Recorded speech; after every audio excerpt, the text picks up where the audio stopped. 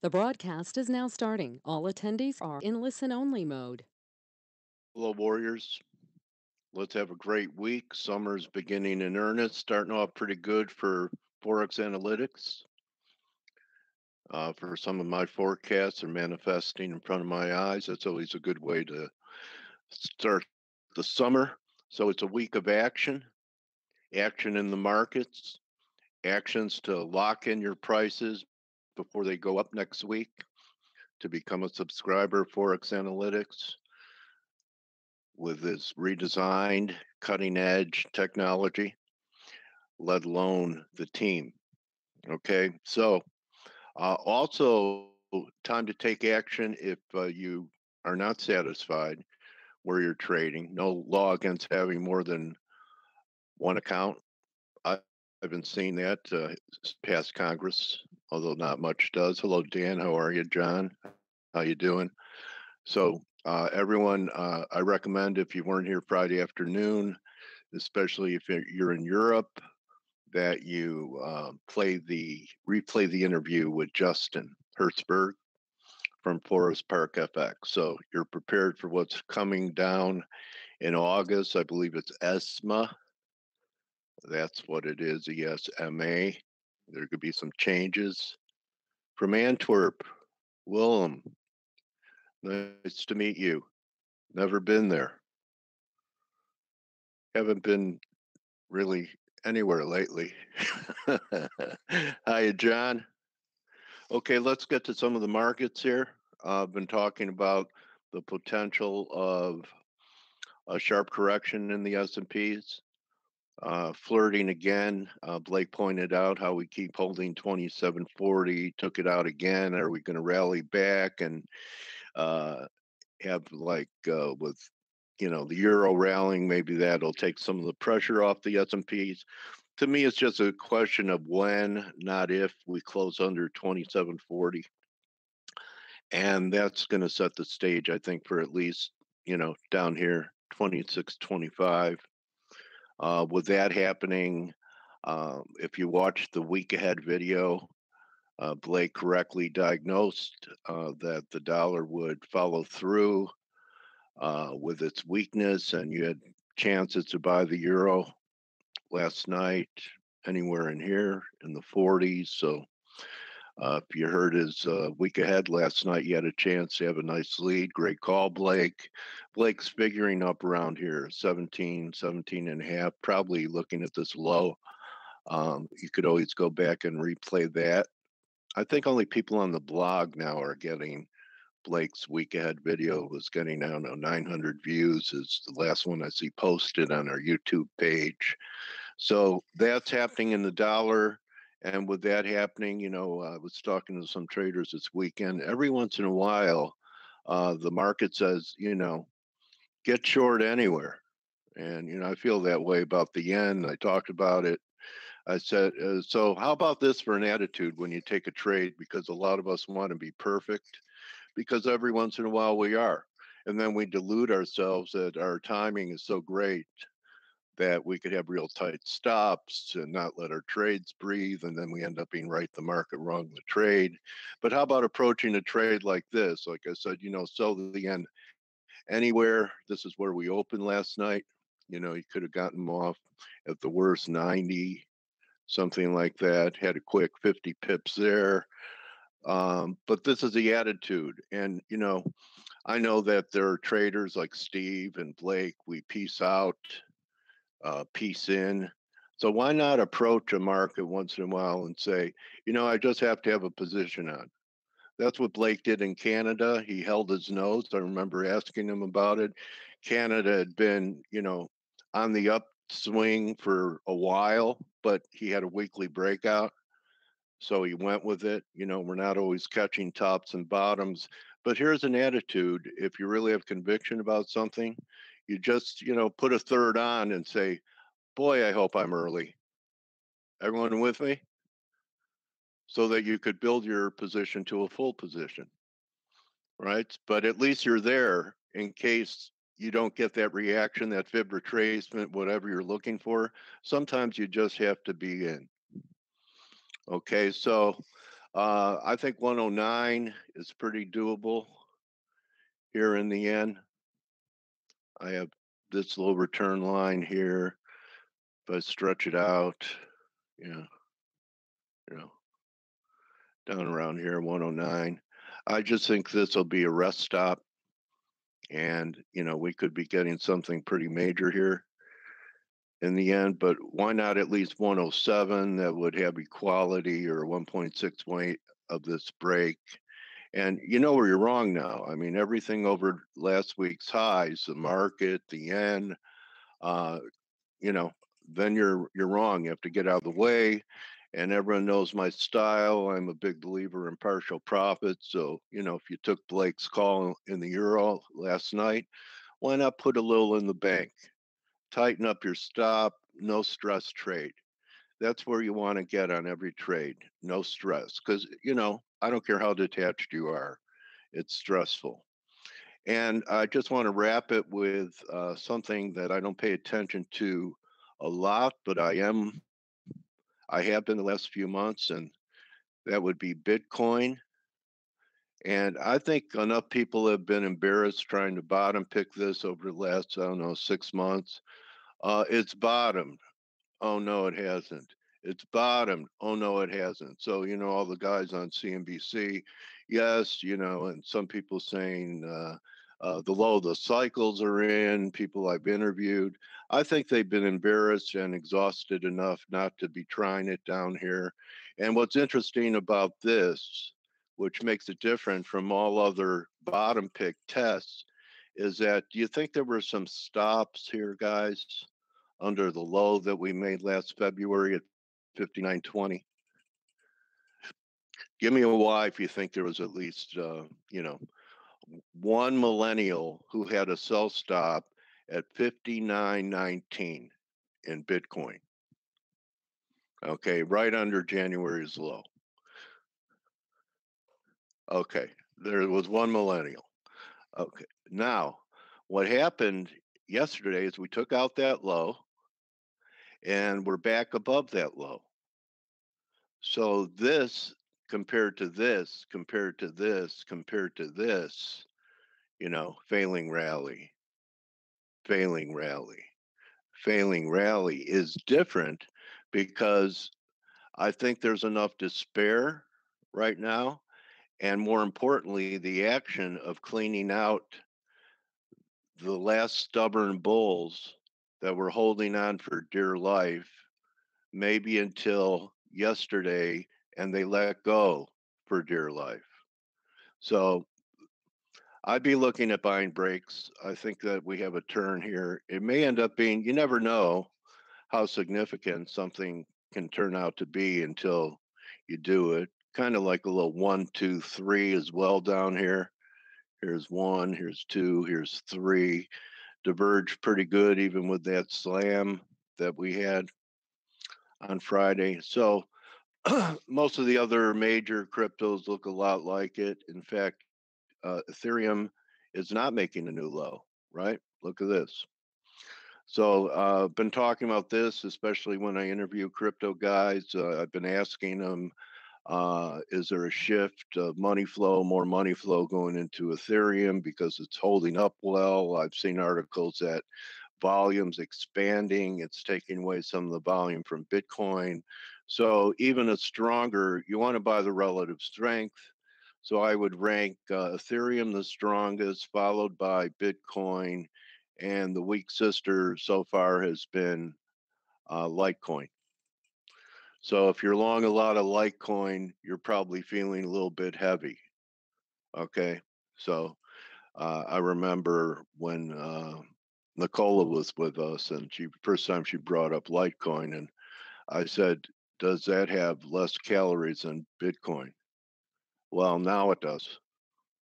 Okay, a lot less calories, lost a lot of weight in the last 6, 8 months.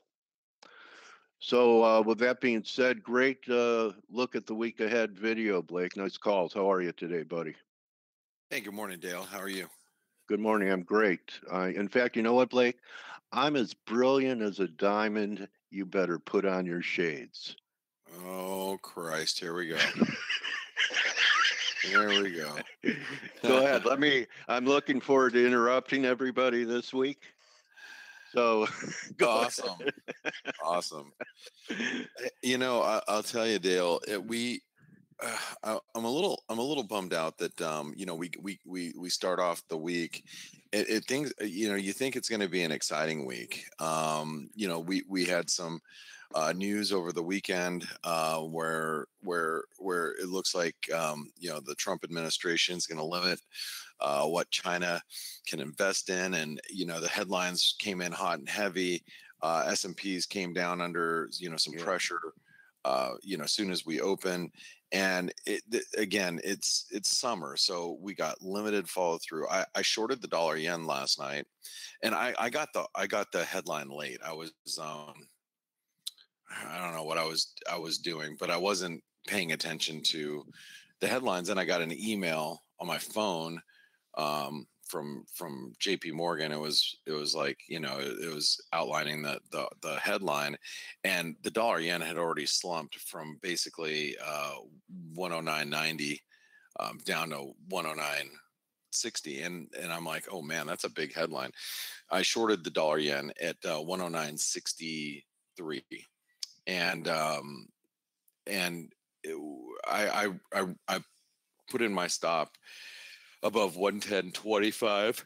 So basically, here, I'll draw it out for you guys. I put in my stop here, right? I put in my limit way down here, and I went to bed overnight. And I woke up, and we were basically where I was at when I went to bed. And I closed it out this morning, and I closed it out for like, I don't know, 12 pips or something ridiculous. And, well, actually, I shouldn't say ridiculous, because I actually I'm got out at a better price than we are right now. And I told the guys and gals in the ForexAnalytix chat room, I said, hey, I was short the dollar yen at 62, 63, and I just closed it out, just took my profits because we had no follow through. And as soon as I said that, not a few minutes later, we spiked up towards 65. And but it's kind of like, if we're not getting any follow through, it's summer month trading, and you got to really adhere to the unsaid rules of summer trading. You got to just take it when you get it. Because if there's no follow through, there's probably going to be no follow through, is the way I'm looking at it. Blake, and also these moves last week too are emanating from Asia, which again is unusual. All the big actions happening, I don't know, about 5, 6 o'clock my time in Asia. That move in the end was Asia. Last week it broke in Asia. So that too is, probably part of the summer doldrums if you have to look to Asia to find a range. Yeah, well, we have don't they watch soccer? A lot of headlines come out. Yeah, right. A lot of headlines come out.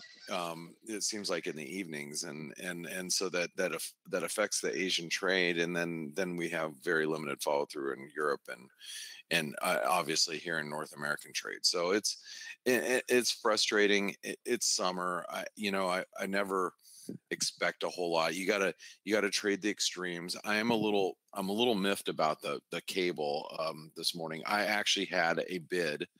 You can see it right here. I had a bid right there. I canceled it at 132.17. That didn't get filled. I had it right here, and we got down to 22. And then obviously the cable's ripping now, because my 2 cents about the pound is the pound's actually going higher. I was expecting this. I was expecting from here. I was expecting to dip and then rip. So we dipped, just not as far as I was hoping that we dip, and now we're ripping, and the cable looks like it's going higher. I mean, the pound, looks like the pound. By the way, just so you guys know, we are headed to this is a downtrend line, and so we get above 133.15. I think this is going to open up some upside here in the cable, and the euro is actually hitting new highs as we speak. Matter of fact, I've been looking at the euro rallying to 117.20 right here, which is the 618. Yeah, almost there, buddy. The great call. So then again, you really were given the edge, even if you weren't a subscriber. But Blake, are these week ahead videos only going to people on our list now, and they're not showing up on the YouTube page? No, they should be on the YouTube page. Because the last one that's up on the YouTube page is like, I think 2 months old or something. If I could be wrong, but I went there to check and I didn't see the recent ones. So Let me just, see. I but anyway, I mean, there's a nice free call that people got, whether they were subscribers or not. yeah, I don't know. Hey guys, I just checked and it is on YouTube. Yes, so they are It on is? YouTube. Yeah. Huh. Yeah. Okay. I don't know. Okay. False alarm. Yeah. All right. Okay. Good. Yeah. I'm looking at next week's preview. You know, The front screen doesn't have it, is what the front screen doesn't have it. Yeah. Yeah, it should be leading off. Some people may not be dumb enough like me not to search for it. Yeah, and you know what? Dale is correct. Stelios, it needs to be on the yeah. Yeah. Okay. If you click Anyway. on the videos button, then it shows you all the videos of the latest one first. But you are right; it doesn't show it. It should say right here. Yeah, see, I'm not smart enough to do that, and I'm like a lot of the public. So now that we handled this, can I skip Wednesday's meeting? Yes, there we go. Thank you, Dale. All right, I know it should have been brought up then. But and I try to tweet it out to people too. To all my followers on Oh, on you Twitter get we all retweet it. Yeah, we try to get it out there. But yeah, you're correct, Dale. It should be showing up there, and I'm not sure why it is not. So we'll make sure that gets handled. So I think one of the key components of I want to say today, or really more summer trading, is really targeted trading. Meaning, what I try to do when I'm analyzing the market is I try to envision where I think things are going to go. All right. Doesn't mean I'm going to be right. It doesn't mean, that I'm right all the time, because I'm sure as hell not. But I try to imagine where I think things are going to go. And if I think they're going to go there, and I'm like, okay, I want to buy, let's say, for example, this is a great example with the euro dollar. I want to sell the euro when it gets to 117.20. Well, what that means is I'm only going to sell it if it gets to 117.20. If it doesn't get this 117.20, I'm going to miss the trade. And I try to envision things like that, like dollar Canadian. I want to be a buyer when we drop down to 132, and then I want to buy more if we get to 131. Great. That means that if it gets to 132, I'm going to be a buyer. And if it gets to 131, I'm going to buy more. And then I'm not doing anything until then, because you're going to get whipped around in this, in this lack of volatility. Because what happens, like during the normal part of the year, non-summer, let's say non-summer trading, just regular trading sessions, you get enough volatility where you can say, okay, well, I think the US dollar Canadian is going to get down here to 130, let's say 132. So I might be buying a little bit in the meantime while I'm waiting for it, but I got enough up and down volatility where I can scalp it for 10 pips here, scalp it for 20 pips there while I'm waiting for that to happen. And you might be able to do it in the summer as well, but it's going to be a little bit more difficult. So I practice a lot of targeted, disciplined trading in the summertime, and it's difficult, especially when you're used to dealing with more volatility, and you can be you can be wrong. You can be wrong a little bit from time to time, and still still make out okay because there's enough volatility. So, I'll just go through some of these majors and what I'm expecting. Yeah, I'm expecting the euro to get back to 117.20. If it gets 117.20, I'm willing to short it up there because that is the 618. It's previous support after this double top. That should be a really nice pivot area for the euro dollar. And if it gets up there, I'm a seller. And if it doesn't get up there, then I'm probably just going to end up leaving it alone. The cable, now, one thing that I'm looking at with the cable is I think that this, resistance is going to be at 133.15. I am going to be a buyer if we do this. This is what has to happen for me to be a buyer. I need it to break out, come back and retest, and I'm a buyer here at the retest, not necessarily a buyer right as it breaks out, because I'm a little worried that the dollar downside follow through is not going to happen. So I've got to let the pound actually make the move first versus the dollar. Just assuming the dollar is going to weaken because the dollar's already been weakening a little bit, but I don't know. Again, I'm not sure how much follow through we're going to get. I am looking for the dollar Canadian to dip. We had a really big reversal on Friday. We had a really big reversal on Friday, and we did not have, or at least at this point in time, have not had any follow through. Now, one of the reasons, excuse me, one of the reasons why the dollar Canadian hasn't followed through yet to the excuse me really quick.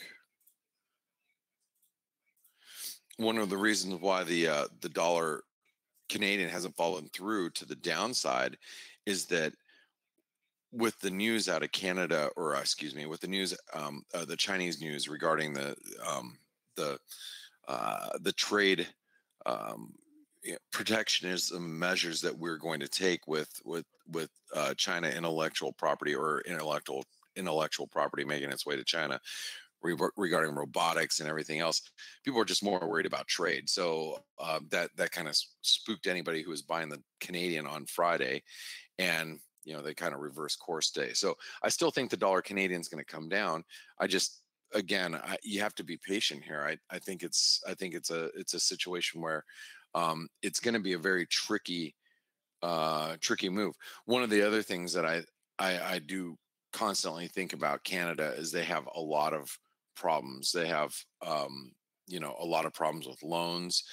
They have a lot of problems with very high real estate, slowing economy, slowing inflation that's not very strong. So there's a lot of things that I think that the Canadian currency is going to weaken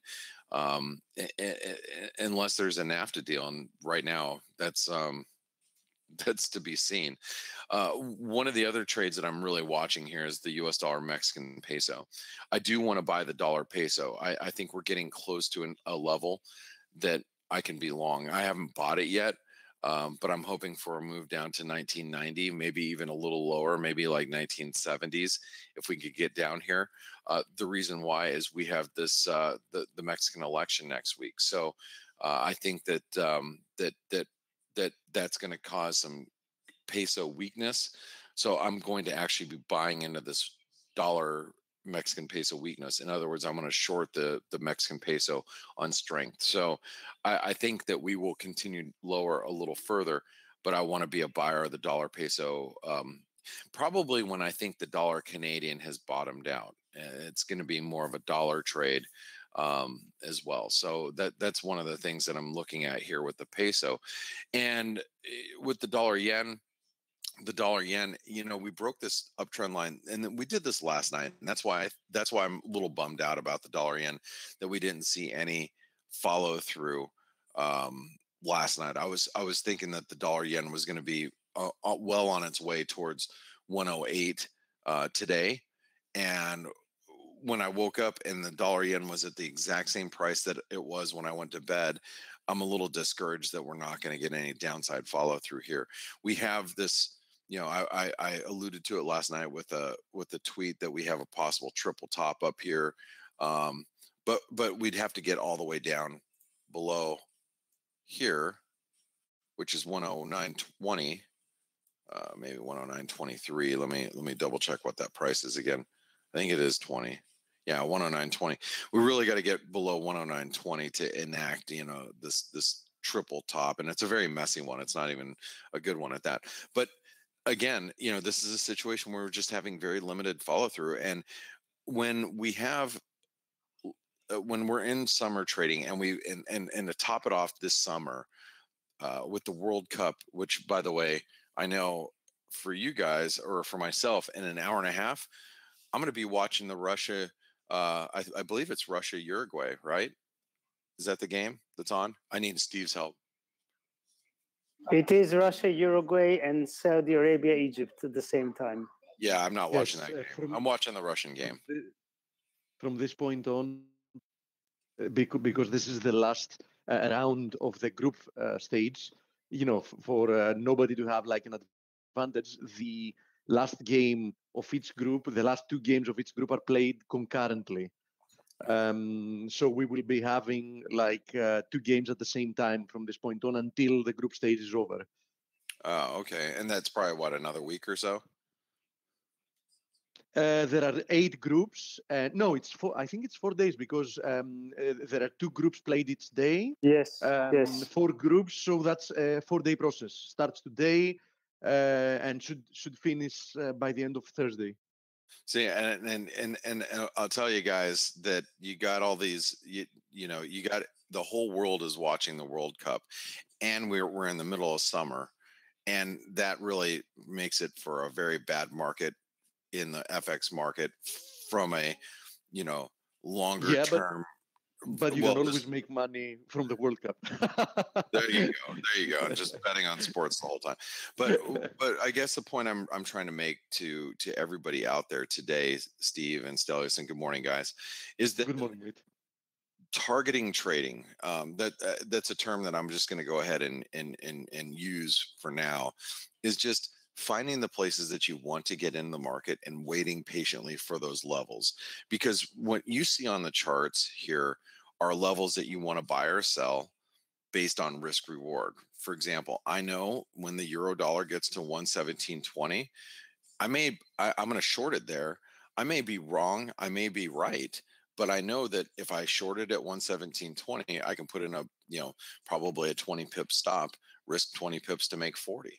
And that's the only thing that I can ask for. And the only thing that I really have control over in the markets is where do I enter and where do my stops go? And that therefore defining my risk. So you have to be very, very diligent about targeting trading or targeted trading in the summer months. So hopefully you guys learn a little bit from that, or maybe you take this as a little bit of a lesson for today in the summer months, because really that's what we've got to do. It's something that I'm pretty diligent about in the summertime as it is, and this summer being that the World Cup is being played right now, because the World Cup's every 4 years, right, guys? Absolutely, yeah. So unfortunately, only every 4 years. Yeah, and I think that the World Cup is probably, in as far as the currency world goes, it and maybe even the world is probably more watched than the Olympics. I would venture to guess. So even the Olympics don't have this type of impact in the FX market. This is really World Cup is definitely they don't. I mean, perhaps I don't know if it's even more people that watch the Olympics, but what matters, Blake, is that a lot of people will just watch something from the Olympics during that, like the 100-meter race, and a few events like that. But the vast majority of people don't actually just sit in front of the TV for hours and watch the Olympics being played. You know what I mean? Yeah, because I think betting is probably more prevalent in football matches, and therefore you take traders in the markets, they bet on everything.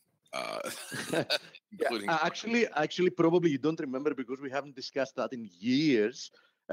Probably Dale doesn't remember it as well because I had told him when he first had me for an interview years ago. But I started my trading career from trading actually football, soccer. I mean soccer bets. Yeah, no, I don't remember that. Yeah, Yeah, I was actually trading in Betfair, because Betfair is the only one that has like a bid and an offer, so you can actually have a market. You can take both sides of the market. You can hedge your positions, etc.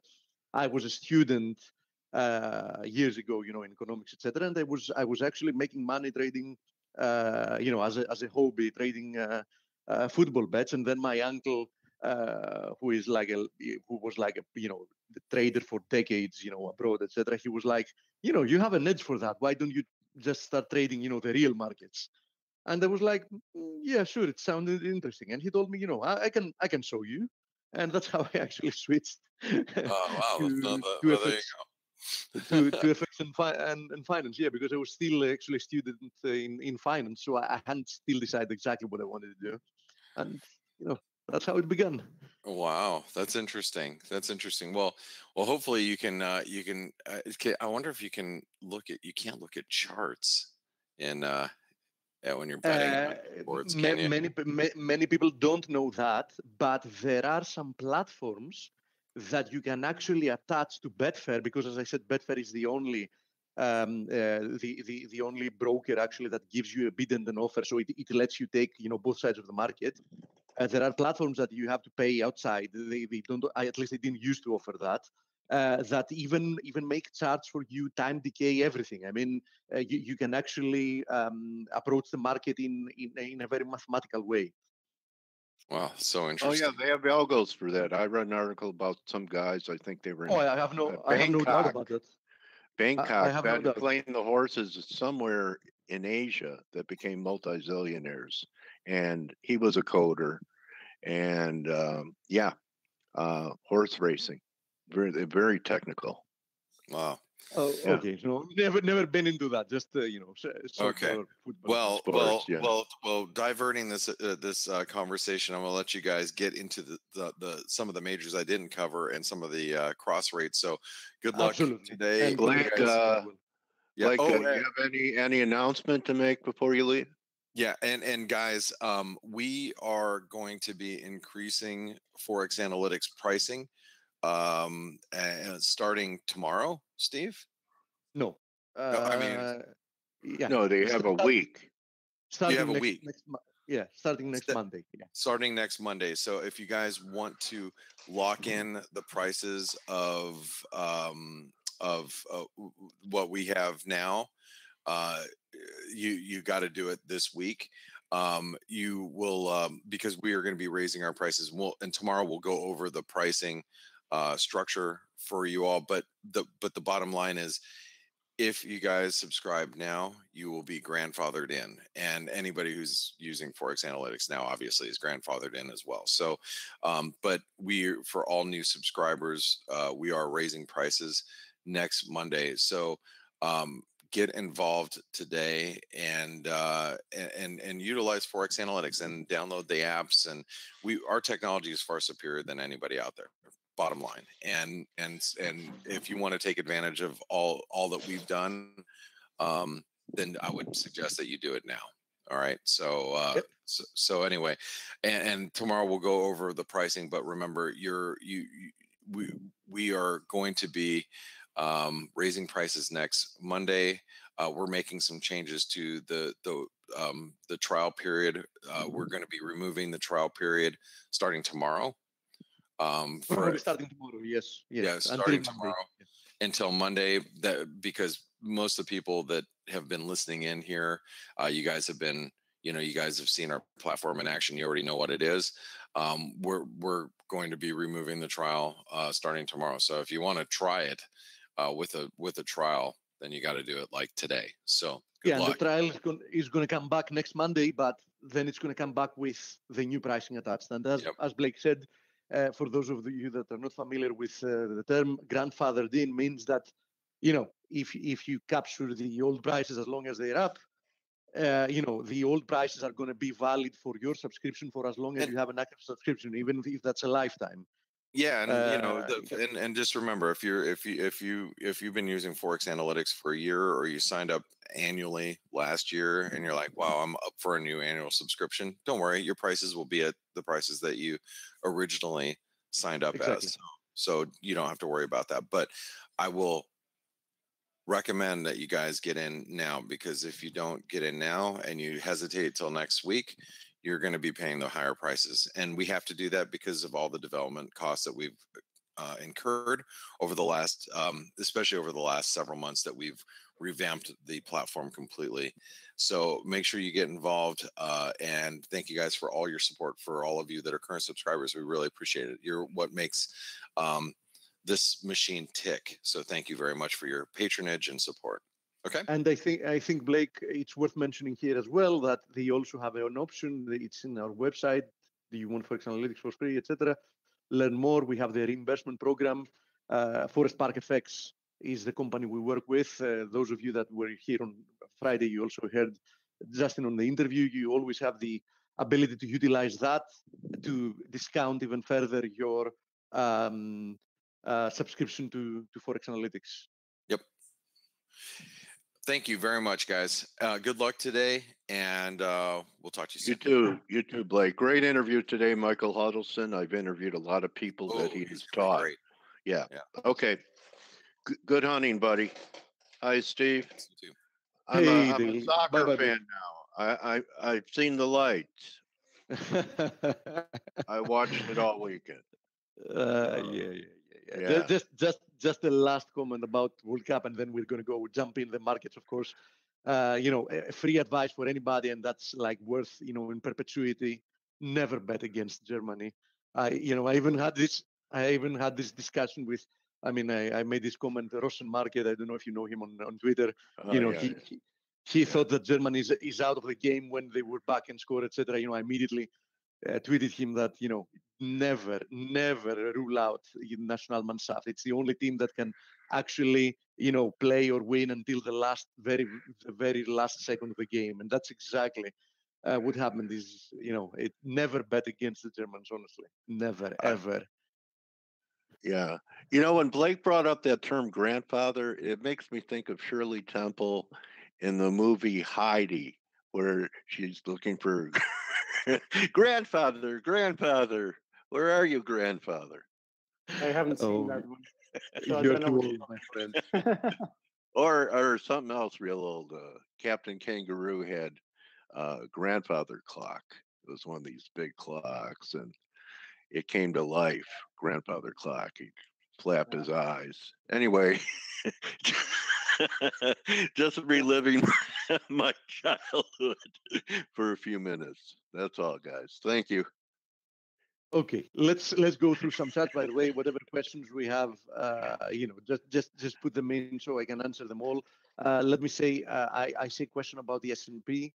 Let me say here that we've obviously seen like several days that risk is, let's say that it's off. But in all honesty, I still don't see the price action that would actually make me really worried. That. Risk is rolling over, right? I don't have any more a position in the S&P. I booked both my halves on my S&P long with a good profit, but I to be honest, I still don't see something really damaging. We are seeing. How about a close under 2740 that it's held 1 million Definitely, times? Definitely 2740 is the first strong area of support to watch. Definitely. 2740, unless we see a break below 2740, there's nothing even to discuss about, right? Well, not that far away. No, it's not that far away. But until then, you can even see this as another consolidation that may end up breaking high, right? Now, if we do break below 2740, I would be looking for 2690 afterwards before I actually start getting worried that that something else might be happening. And of course, momentum and structure are always important.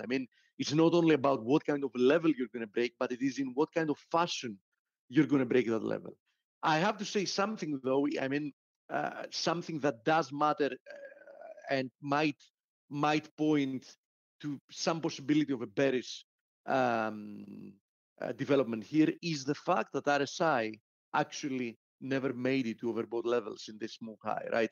So the RSI structure does leave the possibility open that this move higher was actually not impulsive. And the price action also, as you see, to be very fair and honest, isn't that enticing. Like, just look at it, right? I mean, price action, not really that bullish. Although the fact that we've broken above this trend line is quite important. The fact that we have been in a multi-year uptrend is something that you should never ignore. So, as I said, I took my profits being long in two different places. I'm not actually looking to rebuy as we speak, but on the other hand, I think it would be very premature to turn bearish. Now, let's have a brief look at other indices. One thing to pay attention to here is the fact that the Nasdaq actually finally broke above this ascending trend line. And I know that somebody can also see this alternatively as an ascending wedge, right, Coach? What do you think? What do you think about this? An ascending wedge within likely another ascending wedge. So this is a possibility for a bearish interpretation. Regardless, we would first need to get down to retest this ascending trend line and break below it before we can talk about more. Because until that happens, there is, of course, always the possibility that this is going to prove to be some kind of a corrective move before another bounce higher, perhaps to retest this trend line once again, right? So there is still another bullish interpretation, or at least another bullish leg that might come before we actually see a stronger move lower. Regardless, on Friday, we did get bearish development in the Nasdaq, and that's something to pay attention to. And the IWM hasn't actually reached the target that I had in mind, but it is showing some signs of weakness as well, and that's something else to pay attention to. And as we also wrote in the weekend analysis, and I think I said it on the webinar as well, and I know for a fact that Blake also wrote it in his Thursday's analysis, is the fact that the DAX has actually triggered a double top formation here. Let me draw it so it's very clear for you. Here is the double top. Here was the ranges bottom, right, 12,600, and the top was 13,200 roughly. So this is roughly 600 handle range. And on Thursday, we broke below it, so we triggered it. On Friday, we came back, we retested this ranges bottom as resistance, and today we're resuming lower. So simply put, the target, just the target of this double top, comes down at 12,000, right?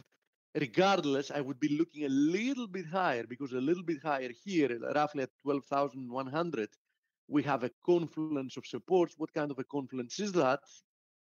It's a horizontal support resistance area, and most importantly, it's this ascending trend lines support, which, as you see, this ascending trend line has held the trend since February 2016. So I think that this is actually quite a significant area. There is a good chance that we're going to make it down there. And now the FTSE, one move lower, corrective move to this move lower, one more leg down. Theoretically speaking, a quality target should be at 7,482. We might actually make it there, right? So let's see. Steve, listening to you analyzing indices, it's like a deja vu. You've quite rightly so. For weeks and months now, we've said that there could be reasons for things to turn and go risk off, but they're not manifesting yet. But the trend is still, for now, to the upside. And you're absolutely right. It's as I said before, we've got rising yields, we've got quantitative easing going away, tightening in many central banks. So eventually, this whole thing is going to cause, or should cause, stocks to go down. But yeah, I think it's. I think it's a matter of time. The trigger is not there yet, but yeah, I agree with you. It's going to come at some point. It's going to come simply because the main reason over the past few years of all this big rally, this huge rally in equities, has been, one of the main reasons has been zero rates in QE. And when you take that away, at some point it has to come back. Yeah, absolutely. And not only that, Stelio, even simple gravity. even simply considering the fact that we've been in an astonishing uptrend, which you very well said that partly or mostly was fueled by very, very loose monetary conditions.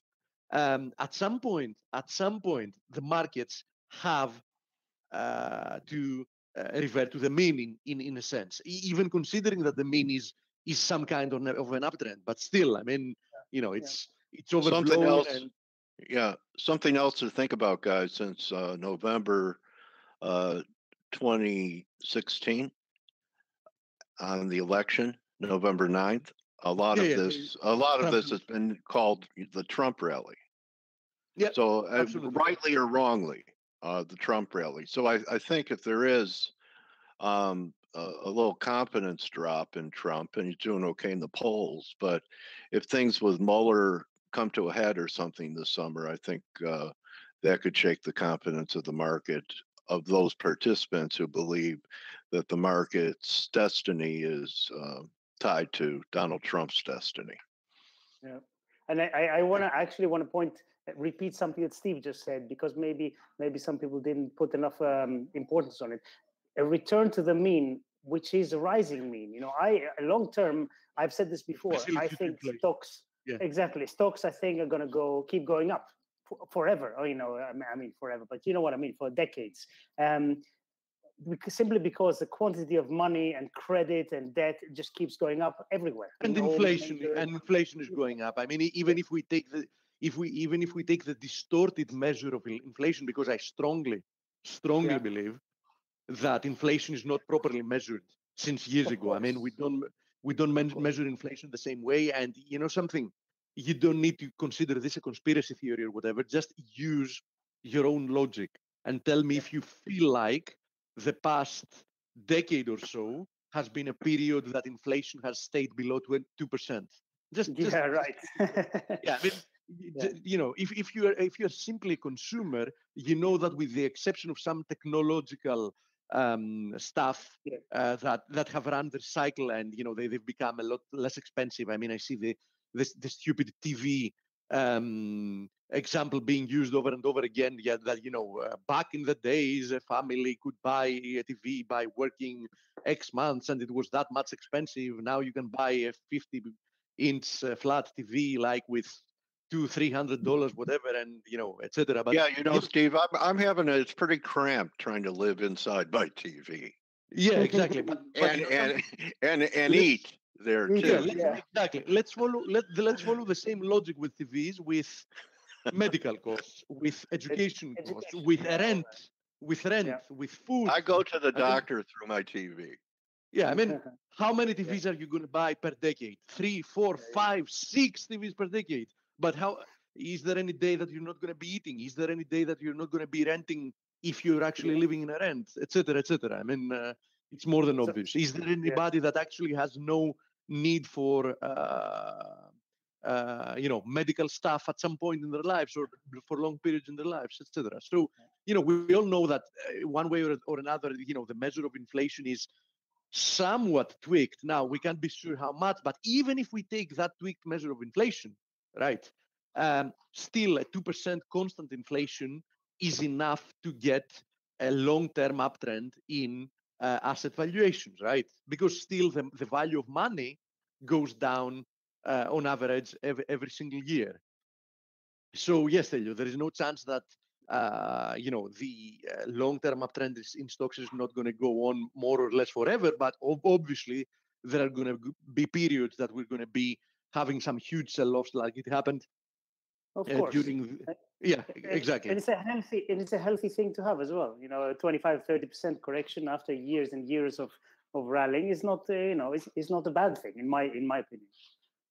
Absolutely, and probably if it would happen a little bit more often than it happens lately, it would only be 20-30%, because I really doubt that when we finally get these markets unraveling, it's only going to be a 30% move lower. I believe that we're going to have something bigger in our hands, but we'll get to that when we get there.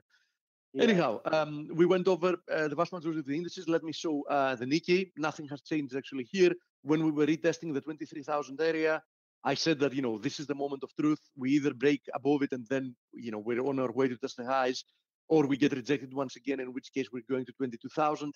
Needless to say, if we do get to 22,000 and we break below it, we also trigger a double top formation here, in which case we should be looking for at least 21,000 in the Nikkei, if not lower, right? So 22,000, strong area of support, a break below it should extend for at least 1,000 points, which is exactly the target of the double bottom of the double top that we will have then in our hands. So I think we covered anything that has to do with risk, but let's have a look at oil, because crude actually gave us a very good example of what is sell the rumor, buy the news. Because in this case, it wasn't buy the rumor, sell the news. In this case, it was sell the rumor, buy the news. Because the market was actually expecting, and it had started discounting, that we would get some production increases by the OPEC. And obviously the market was underwhelmed, but by what it got. Theoretically, it got something like 1 million barrels per day of output increase. But in effect, due to multiple factors, effectively, it's considered that that's going to add to the production something like 600,000 to 700,000 barrels per day. But the market thought that is very underwhelming, and we definitely cannot ignore the daily candle that we got from there, right? Because this was a huge, huge update. If you remember, I was being very, very cautious with looking lower in crude once we hit this confluence of supports.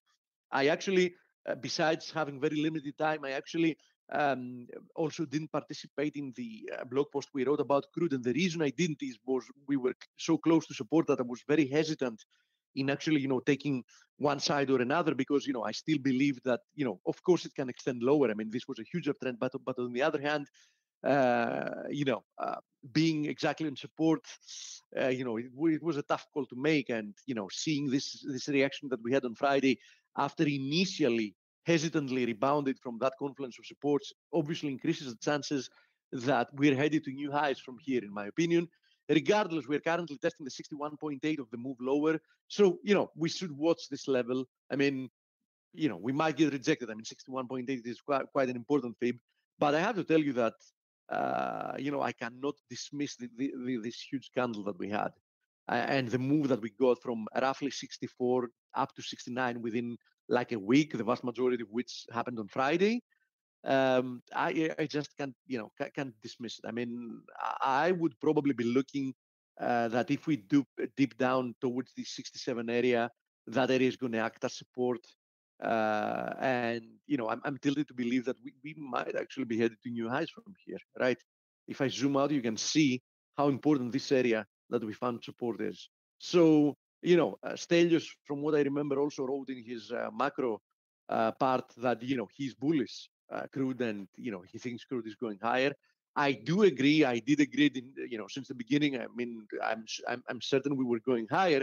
I was just not certain how deep the correction would first be before we actually get higher. But as I said, what we saw on Friday increases the likelihood that this was the correction. Not certain yet, but quite increased the likelihood. Now, if we do consider the possibility that crude might be heading to new highs, that would definitely help the other position Stelios has, which is the USD NOK, because obviously crude higher means NOK higher, means USD NOK lower. I would still be quite careful here, but as we said plenty of days ago, there is the possibility of a nice head and shoulders formation. For that, though, to take place, we would need to see a move towards the 8 handle and a break below it. That would actually trigger a head and shoulders formation, which would target, quite lower levels. It would target at somewhere at these lows here, like somewhere below 770. I haven't measured it exactly, but it would target somewhere between, this low and that low there. So that head and shoulders formation. So bottom line, a nice clean break of the 798 area, 797, somewhere there.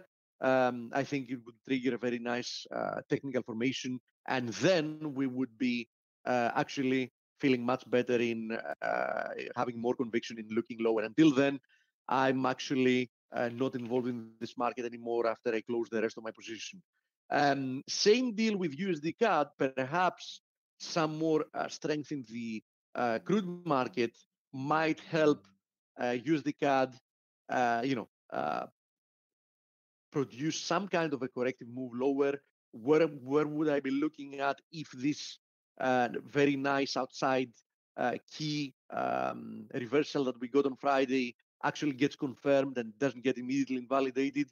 I think the first area that we should be looking for is the 131.30 area, which was that high. And after that, I think we can be looking for the confluence of these supports at 130, because 130 is a horizontal level of support resistance. It would also be the retest of this broken trend line. So, I do see the possibility of a move lower in the USD CAD. Regardless, though, I think that this break higher is quite significant. So, I wouldn't be so easy to actually start looking for new lows in USD CAD. As long as we remain above 130, looking for an extension higher is probably, the place you want to be looking at. I mean, it's a higher probability, right? So these are the two levels to watch in this case. I think that Blake already spoke about USD yen. USD yen is attempting. I wrote on the weekend analysis actually that USD yen broke lower from an ascending wedge, then it corrected higher and created another ascending wedge, and it's breaking lower from that. What was missing here was an acceleration lower, and as long as the market doesn't accelerate lower, it kind of worries me. So I'm still looking for an acceleration lower to actually trust this move, in which case I would be looking for at least a retest of 108. Speaking of which, we can have a look at some of the yen crosses, and euro yen is one of them, still contained within this descending channel. I'm a little bit perplexed about euro yen, I have to be honest here, because on one hand we got an A, B, an A equals C in this ABC formation. And on the longer term, this might prove to be corrective and then see another move higher. But on the other hand, I have to say that as long as this channel is holding, I would respect the possibility for a resumption to the downside. I was short the euro yen last month, and I made a very, very good. I made actually killing there. But I'm not looking to be involved anymore because, as I said, I don't have clear conviction yet from where we currently stand, right? I would probably be inclined to look for more weakness, but my conviction is definitely lower than it was, especially due to the shape of this recovery that we got from down here, right? Because this was looking to me like another leg lower that would actually accelerate and break this channel, in which case I would then have high conviction that this is a strong move to the downside that is now unfolding, that has a lot more to run. But the nature of this recovery and the fact that we remain in this channel, hold me back. We had some questions about the crosses, so let me also show the crosses since I'm here. Euros. Oh, okay. Then I have to be very brief. Let me see. Let's see what we can cover. Okay, very fast. Eurozzy, once again, this is like the fourth time testing resistance once again at 157.70. I'm still not convinced that the move lower is done. So I think there is potentially more downside. I have another question about EuroCAD. EuroCAD breaking above this ascending trend line that was holding the uptrend. Complicates things once again, but still this move higher might produce one more leg to the downside. So I wouldn't dismiss the possibility that there is one leg missing to the downside here as well. Also pay attention to the RSI. In this case, you wouldn't really want the RSI going above 70. And let me see, I had more questions. Oh, metals. Yeah, metals. So gold. Gold still holding within this descending channel. I would need a lot more evidence to actually start looking higher. So, still be careful here. Silver holding support, but, nothing to do as long as we remain. You can see how long-term this triangle, this symmetrical triangle has been. So just keep monitoring it and respect the breakout whenever it happens, because I do believe that a market that has been coiling for so long, once it actually breaks out, it should produce some very, very considerable follow through. Platinum is once again attempting to rebound from this confluence of supports. Actually, Friday produced a very, very nice key reversal. So far today, we're paring back the gains from Friday, but do respect Friday's low, because if Friday's low does hold, that's a first bullish step. But, as I said, Friday's low has to hold. Anything else than that, it remains, very weak and very bearish. Palladium, I had already warned about Palladium that a break below this ascending channel is actually going to point to whoop, that was supposed to be there. It's going to point to further losses. Okay, so be a little bit careful here, especially since we're getting very, very close to retesting this ascending trend line. You can see how important this trend line has been. So bulls really want to hold this level, because if they don't, things will start trickling down following that. Okay, the rest of the questions we have to take care of tomorrow. Enjoy the interview, Dale. Thank you, Steve. Hello, Michael.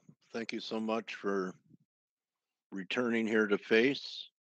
I'm passing you the controls now, my trading warrior brother. Just waiting to hear your voice, see your setups in here, see your screen. Can you guys hear me? There we go. There we go. Got it, Michael. How are you? I'm doing well, sir. How are you?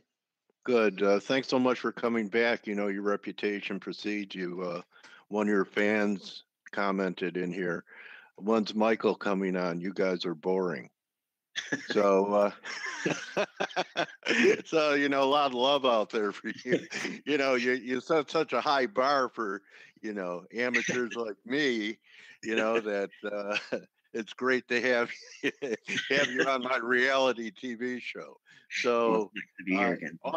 Also, Michael, I interviewed quite a few people that acknowledge that they learned a lot that has helped them in the markets from you. So, it's always interesting when, during interviews, I ask, who influences you or who did, and your name comes up. So you've been paying it forward for a while to a lot of people. So great mission, man. Thank you. Appreciate that. Okay, so let's get to the Dixie. And I wanted to start off with this question because I forgot who it was. I think it may have been Crypto Cred.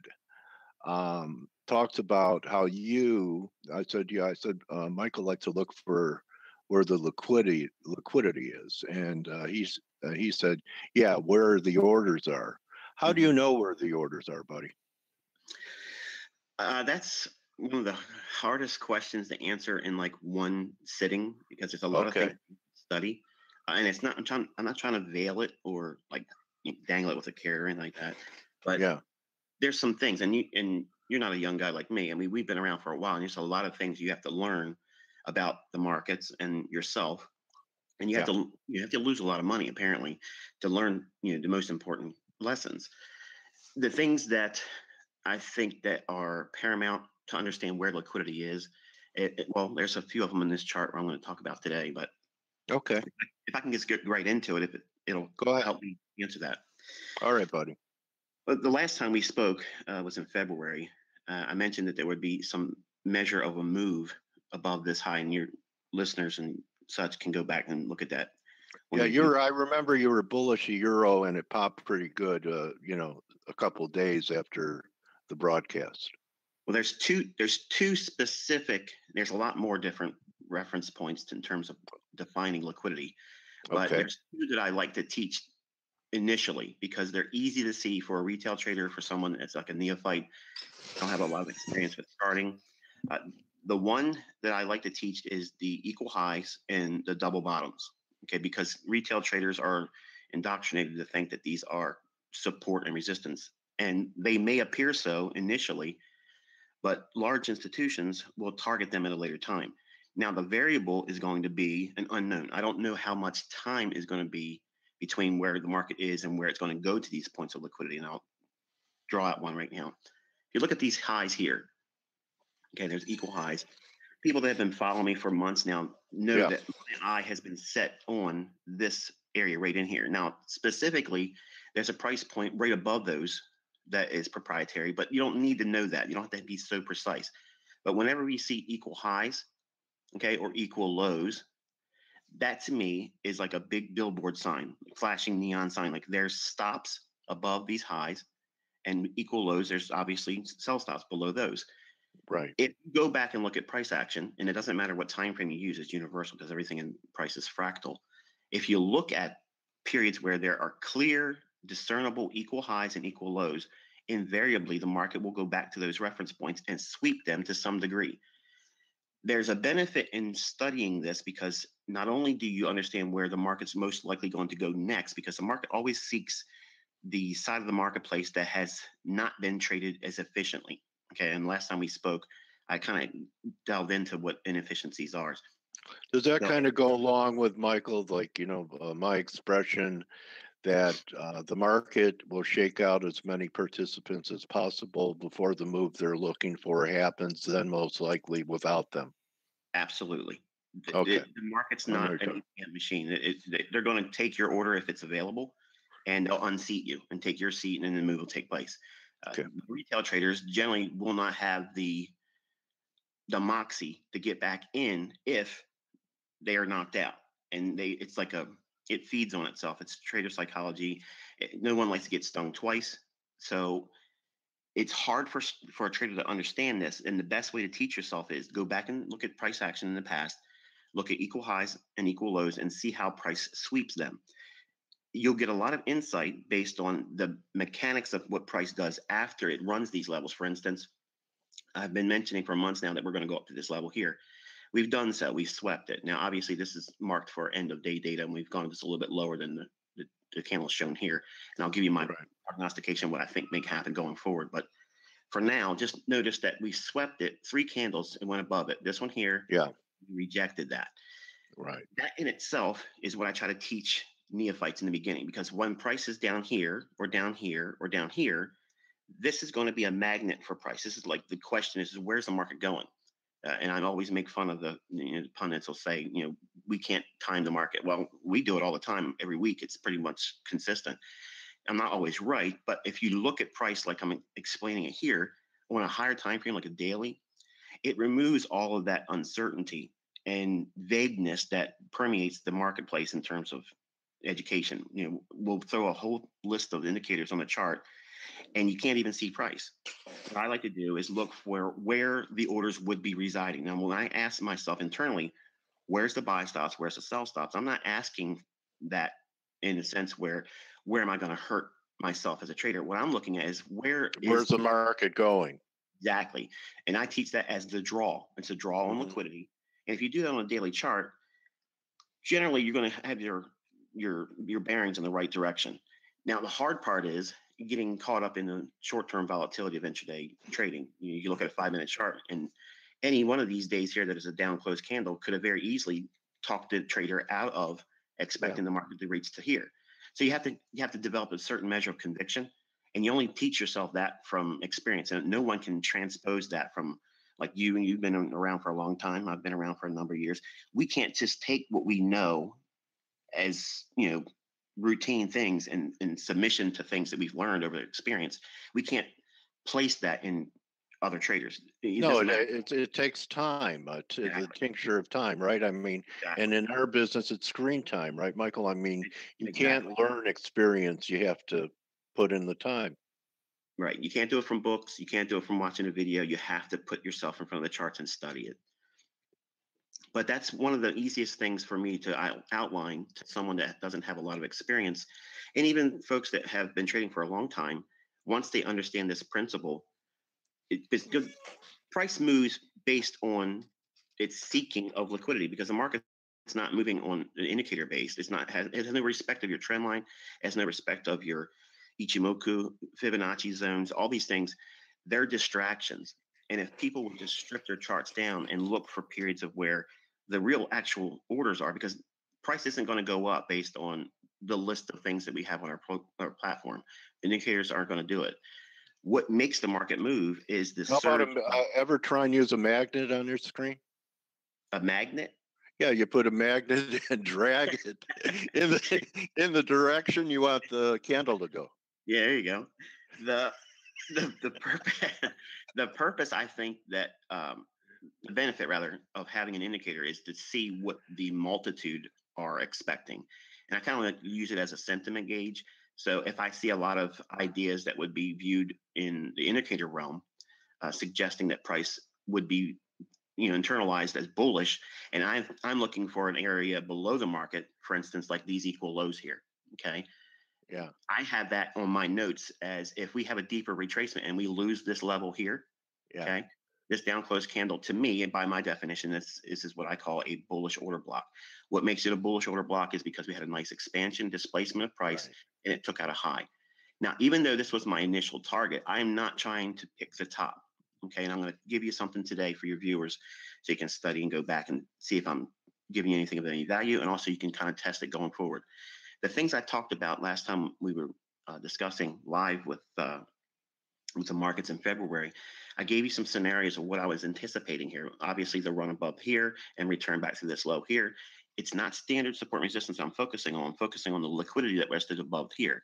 And you asked me what would negate certain things. I counsel you to go back and look at that video because the things I kind of outlined is happened already. So I'm going to give you another sample of what I think is going to happen going forward for the next couple of months, and we'll see if I'm right again. But okay, I gave you some criteria about if the market was able to stay above this low here. I'm sorry, not the low, this candle here. What I was basing that on was the order block, which is this last down close candle. Okay, so if it stays above that, it's respecting that. That means the institutions that bought here, that broke this high here. Now remember, go back and watch that video because I was suggesting that price was going to sweep here. Now, I did not know if it was going to have a long-term move up because the conditions weren't there yet. The conditions were, as I'm going to outline here, so you can kind of use it going forward the next couple of months as well. The liquidity that was ran above here, we see that. That's a break in market structure. This was after our meeting. So when market repriced down to this level here, there's our bullish order block. In this realm here, I'm going to pull up something that my students are familiar with. It's what I refer to as SMT, which is kind of like a quirky little name for smart money technique or smart money tool. All of this is like it. blending. Again, it's going to look like indicators. Once I put it on the chart, it's going to look like, oh, wow, he does use indicators. And I use four indicators. It's the open, the high, the low, and the close. I look at how the markets go through a period of accumulation and distribution. I don't need a MACD to do it. I don't need a stochastic to do it. And none of your viewers, and neither do you. You don't need any of those things. If you know what you're looking for and you blend time and price theory. Time is obviously, with Forex, we're very susceptible to fluctuations and increased amount of volatility volume. Not being patient. Well, not so much that. What I'm trying to draw the allusion to is there's no other market that is more time sensitive, in my opinion, than Forex. I mean, you can set your clock to some of the things that are very generic with price action. Like there's certain things that have a high probability to create a higher low in the week on specific days if certain criteria are there. Now, without going into all that, because I could literally talk to you for 24 hours and not even scratch the surface on that. But what I want to give you is something to go away with and your readers and watchers to go through their charts and kind of like get excited about looking at their charts naked. Because it feels smart, it feels intellectual, and I used to do the same stuff, having all these things on our chart, but it's a distraction from really what price is trying to tell you. If you just focus on price itself, it'll give you all the insights that you would ever need and never have to look for that little indicator drop-down tab on your platform. You don't need any of those things. As soon as you start putting things on there, you're trying to justify reasons for price doing one thing or the other. And when you're not right, you're left feeling demoralized because now you're left with, okay, does my indicator work or did I read it wrong? And neither one of those things are the real thing. It's that you're not watching price action. Price is telling you everything there is. It's giving you sentiment readings. It's giving you a directional bias. In fact, in the first couple minutes of me talking today, I've already taught you how to get the directional bias. If you look at your daily chart, find equal highs and equal lows, wherever that is in recent time and it has not traded there, chances are you got about a 70% probability it's going to go to that level. Why would it go there? Because that's where real orders are. I ask myself this simple question every single day when I sit down in front of my charts. Who's in the market right now making money? Where's their stop? That's the initial first draw on liquidity. And that's going to go by previous day's highs and lows. If yesterday was a bullish day, I know that there's going to be a large liquidity pool, which is basically another nickname for an area of stops. If yesterday was a bullish day, where's their stops going to be? Below yesterday's low. And yesterday's low, I'm sorry, if yesterday's close was low, or if we had a down close day, then I know that the previous day's high, there's going to be a liquidity pool resting above that. So as a day trader or as a scalper, right away, you have something to go with and go into your charts and start studying that previous day's highs and lows. So it was the first thing I taught on baby bets back in 2010. A lot of people discounted it, thought it was just small, it's nothing of value, any value, but people that sit down with it and formulated trading plans off of it, they know exactly what they're doing day to day, just based on that simple little theory. And it took no indicators except for the open, the high, low, and close. Now, getting back to what's going on right now, because I kind of want to bring that, because I could talk and talk and talk and never really come to anything that goes forward. Last time I gave you an understanding of imbalances and what I felt was the most recent draw on liquidity, which was this high here, that we would try to reach up to this high. And then I don't know if it's going to break below this low. At the time, I was bearish because I didn't want to pick the bottom. The folks that follow me know that I changed gears in here and went bullish, and we were identifying initially these equal highs. See how clean they are? Yeah. Okay, right above that would be resting buy stops. Why would there be buy stops there? For people that have already went long, I'm sorry, not long, went short, to protect their short position, they're going to be having a buy stop here. Now, right away, retail traders are not going to see that as viable. It doesn't make any sense. Why would someone have a buy stop up here protecting a short that's already moved this far? Large funds do that.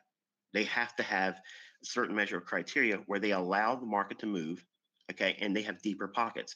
They're not over leveraging their accounts like most retail traders are, and they can weather a pretty sizable retracement because they don't have the precision element on their side.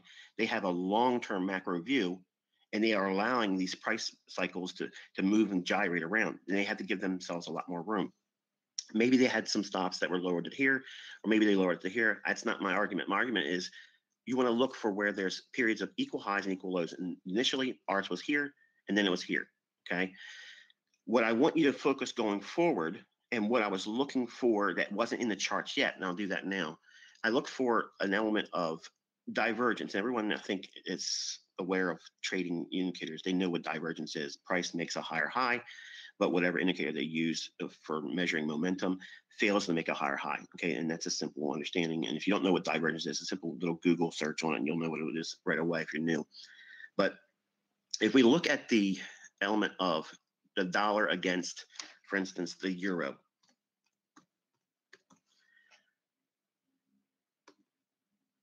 Okay, and I'll take this off for a second. What I want to draw your attention to is the fact that we made a lower low here.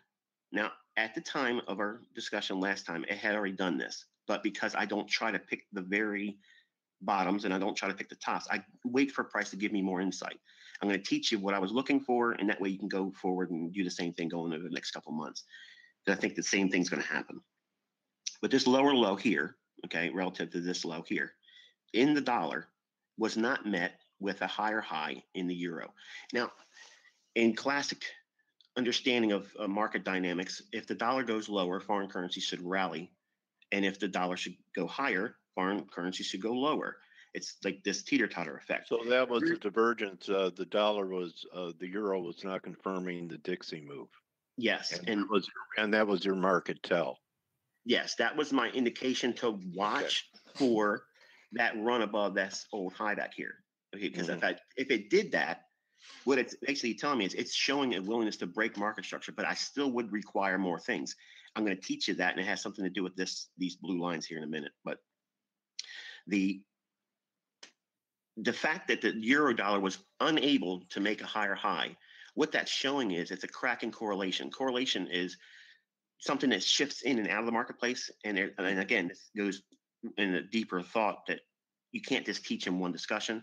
But if you look at specific times of the year, specific times of certain months, certain days of the week, there's seasonality. There's tendencies for these things to repeat.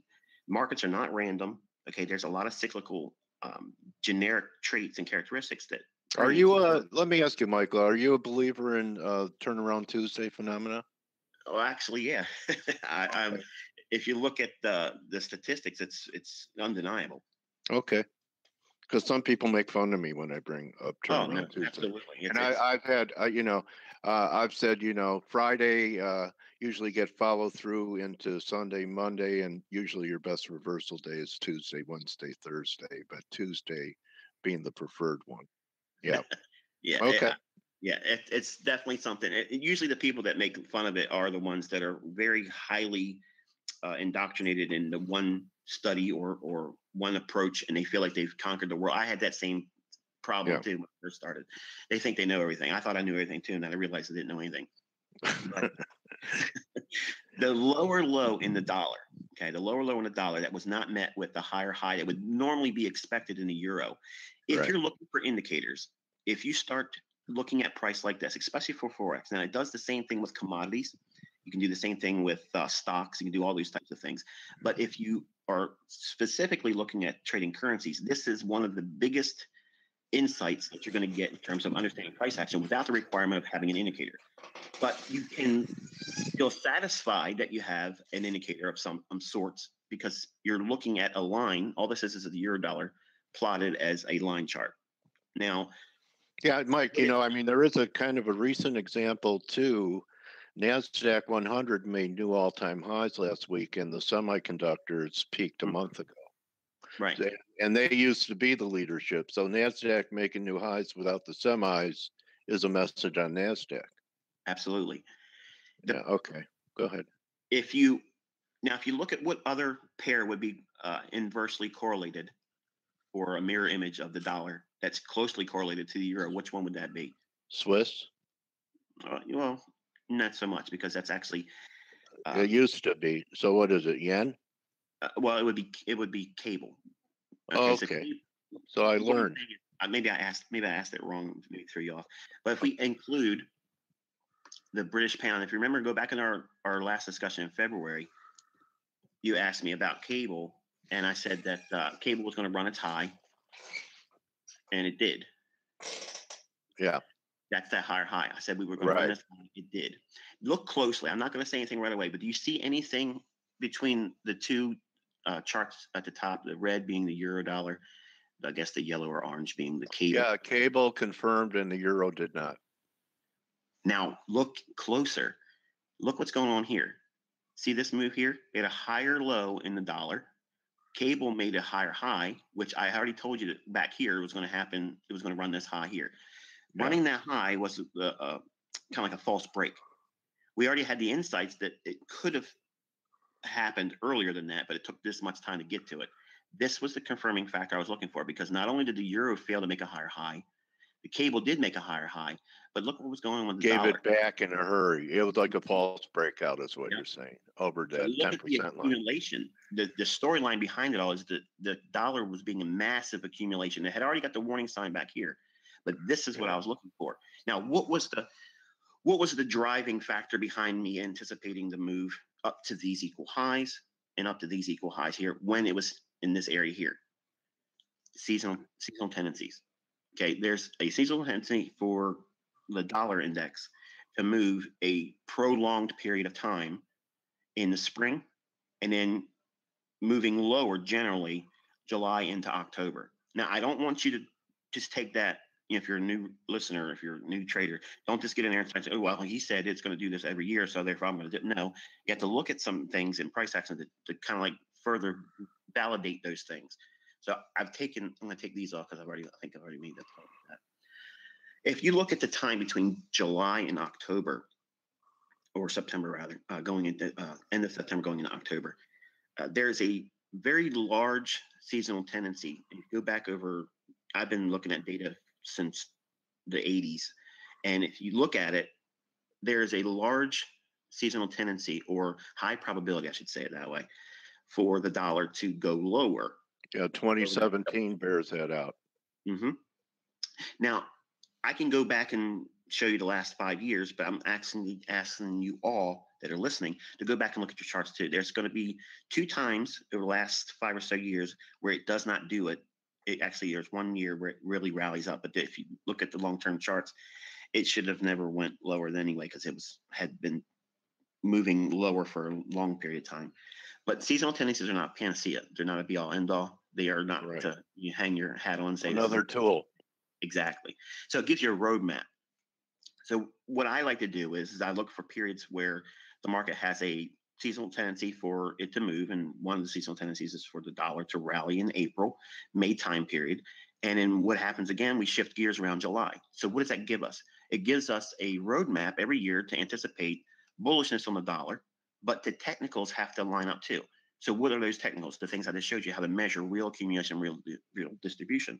If we can see that in the correlations between like markets, for instance, we've discussed the teeter-totter effect, where the dollar goes up, foreign currencies bend the knee and go lower. If the dollar goes down, foreign currencies are allowed to rally up. If we see that cracking correlation where there's a move that's met with a higher high in one and not the other in a reverse sense. In other words, higher highs should be seen with lower lows in foreign currency. Dollar going higher, lower should be seen with foreign currency. All you're doing is reversing or comparing the extremes. If you do not see that, agree. What you're seeing is a cracking correlation. And the only way that would happen, and the only reason why it would happen, is there's such a large volume of accumulation or buying or selling that it has to manifest itself in price. This is the reason why I tell everyone, I don't fear teaching what I do, because it's not going to stop. It's going to work forever, because greed is what it is. Banks are not in the business. Large institutions, large prop firms, all these companies, their volume is such a huge volume. It's people don't understand how much money really goes through these markets, but their orders are not small. They're not tiny. They're very big, and they have to be broken up over blocks. Sometimes they're very vast. Because of that, it creates cracks in normalized market conditions. That means that market will not go higher if it's under a heavy measure of distribution. It's not supply and demand. It's not indicator based. It's all based on liquidity.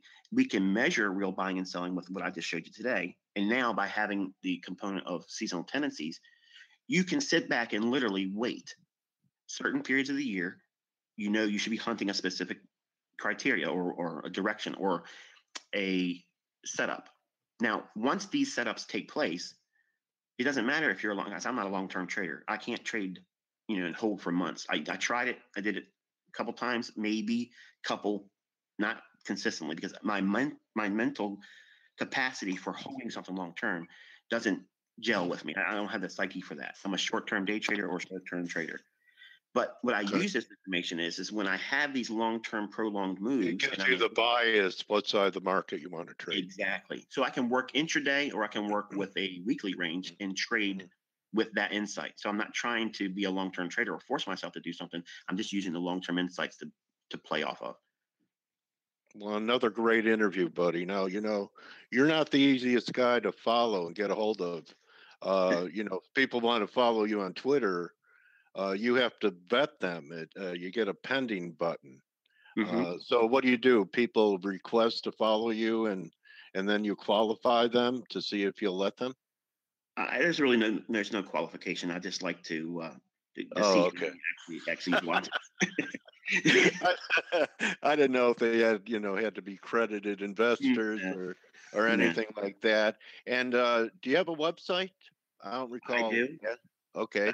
So maybe you could show it. Well, it's theinnercircletrader.com. It's free. It's a free forum. Okay. Folks can go and watch all my tutorials.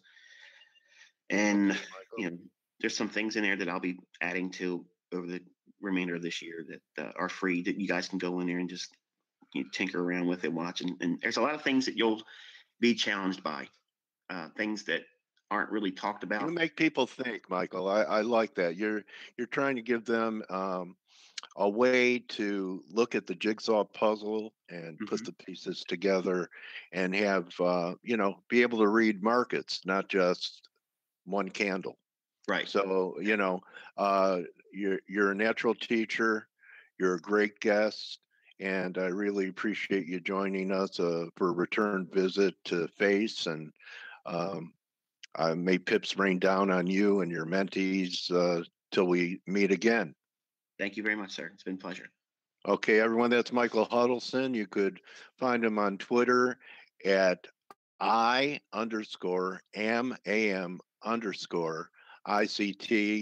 or go to his website. And that's a wrap. I'll see everyone for Turnaround Tuesday. Good hunting. And remember, don't just count your pips, count your blessings. Adios, everyone. See you tomorrow. Enjoy the rest of your day. Thanks again, Mike.